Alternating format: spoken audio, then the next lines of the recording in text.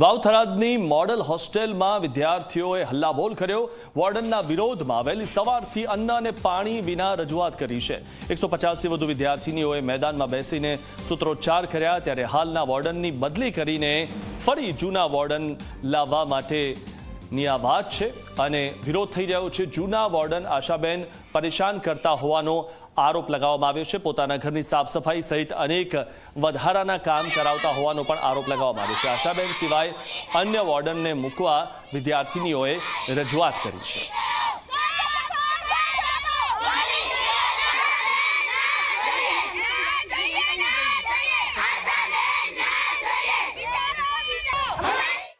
સોનલબેન ની બદલી થઈને આશાબેન આવી રહ્યા છે। આશાબેન અમુક સમય પહેલા એકાદ વર્ષ પહેલા પણ અહીંયા વોર્ડન તરીકે ફરજ બજાવી ચૂક્યા હતા અને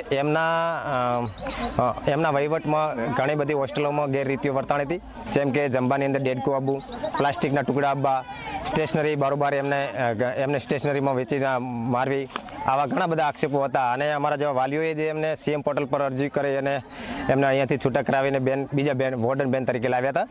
હવે વળી પાછા એ નહીં વાલી આ બેન પર પણ આક્ષેપો કરે છે, તો વાંધો નહીં, આ બેનની બદલી થાય તો અમને એની કોઈ ચિંતા નથી, પણ અમારે અને દીકરીઓને બધાને એ જ ચિંતા થાય કે આશાબેન પાછા હોય આવવા જોઈએ નહીં। આશાબેનના વિરુદ્ધમાં અમે અહીંયા બેઠા છીએ। આશાબેન અમારે અહીંયા હોસ્ટેલમાં ના જોઈએ એના માટે અમે લડવા તૈયાર છીએ। અમે સવારના 6 વાગ્યાથી અન્ન પાણી વગર અહીંયા બેઠા છે। અમે જેટલી ઘડી અમને ન્યાય નહીં મળે એટલી ઘડી અમે અન્ન કે પાણી કશું લેવા માંગતા નથી, જ્યાં સુધી અમને અમારો ન્યાય આપો। આશાબેન અહીંયા હતા ત્યારે અમને ખૂબ જ હેરાન કરવામાં આવતા। આ દીકરી અપંગ હોવા છતાં એને અપંગ હતી ત્યારે એને ખૂબ જ હેરાન કરી અને એલસી લાવી કે તું અપંગ છે, તારે દવા ચાલુ છે, ના કે તું હોસ્ટેલમાં નહીં રહે, કે તો શું અપંગ દીકરીઓને હોસ્ટેલમાં રહેવાનો હક નથી?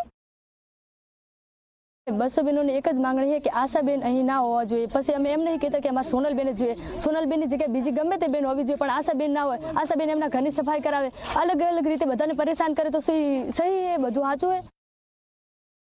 અમારે આશાબેન પહેલાં મતલબ કે ઘણા સમયથી પહેલાં આશાબેન જ અહીંયા હતા, પણ થોડો ત્રાસ આપતા હતા, તેમાં મારપીટ કરતા હતા અને નફ્ફટો ભૂંડ જેવું બોલતા હતા, બાપ સુધી બોલતા હતા, એટલે ત્રાસથી તેમને ઘટાડવામાં આવ્યા હતા। પછી સોનલબેન અહીંયા આવ્યા હતા કુંવારલાથી, તે અમને સારું રાખે, મતલબ કે સારું મમ્મીથી પણ વધારે રાખે, તે અમે એકન રહો સુખી, મતલબ કે સુખ જ દે, અમારા હાલ કશું પ્રોબ્લેમ નહીં। છતાં પછી ઓલે શું કહેવાય કાયદાકીય કે જિલ્લા માટે છે એટલે કે બદલી પાછી કરવામાં આવે છે। અમારે સોનલબેન રેડી છે, પણ અમે એવું નહીં કહેતા કે સોનલબેનને રાખો, બીજી બેનને રાખો, અને થરાદની કચેરી બધે આપી છે, અરજી આપી, લેટર આલ્યા, પરીક્ષા પહેલા આપી, પણ કોઈ અમારા અધિકારીઓ અભળ્યો જ નહીં।